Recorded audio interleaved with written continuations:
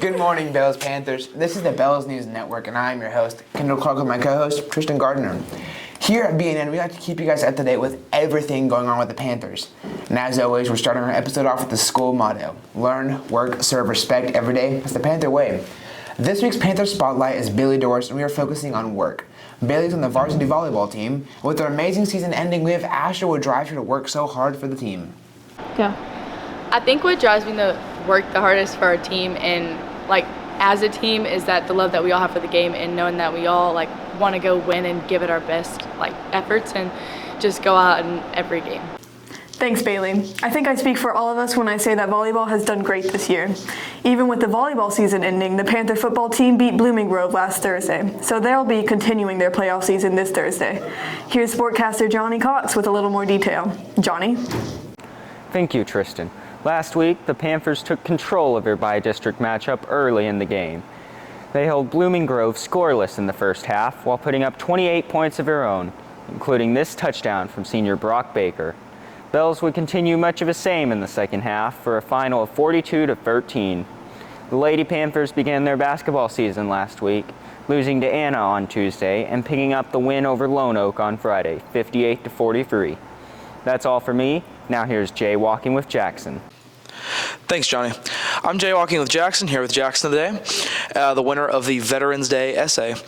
Jackson, what does Veterans Day mean to you? It means a lot to me. My uncle was a veteran, but unfortunately he died a long time ago, and I just want to make sure that I carry on the respect for other veterans that he got. That's really good. How can we show our respect for veterans more? Just overall be respectful to them, say please and thank you, and say thank you for your service. Thank you, Jackson.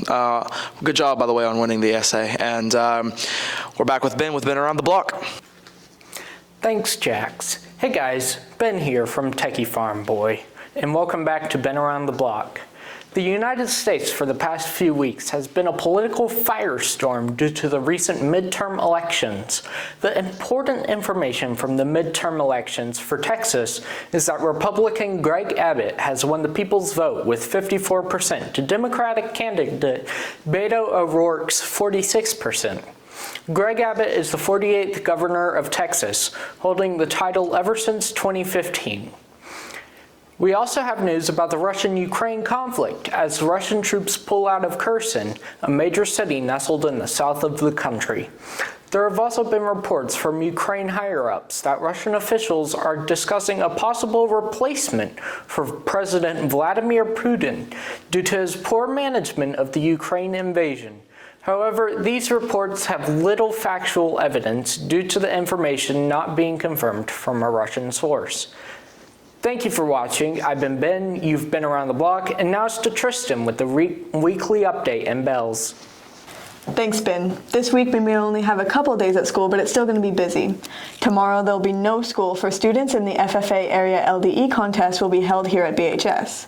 On Thursday, the varsity girls basketball will begin their 3-day tournament here at Bells. The area playoff football game against Comanche at Springtown High School begins at 7 p.m. with Bells playing as visitor.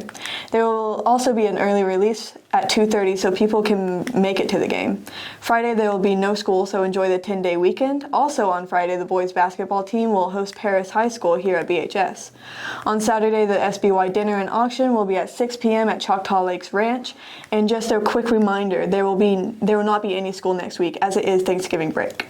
Speaking of the holiday season, the switch to autumn has been pretty drastic lately.